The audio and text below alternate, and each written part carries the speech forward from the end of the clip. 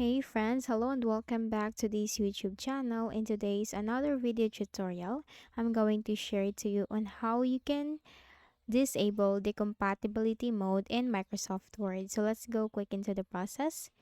So I have this document right here, and same in your case, once you open your document and trying to save this, or once you're trying to save this, you will find the compatibility mode from here at the top, like as what I've pointed on my cursor. But in my case, I don't have this because I have disabled the compatibility mode.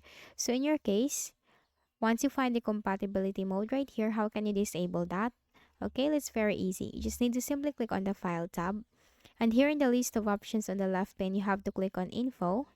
And here you will find this option, Check for Issues.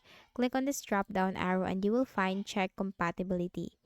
Check for features not supported by earlier versions of Word. Click on that. And then you just need to simply uncheck this box, check compatibility when saving documents. And then you have to click on OK. And by that, the compatibility mode in your Microsoft Word will be disabled by just clicking that simple button or that button. So that's it. I hope this video helped you. Kindly please do not forget to hit the like button and subscribe to this YouTube channel for more tutorials like this. Thank you for watching.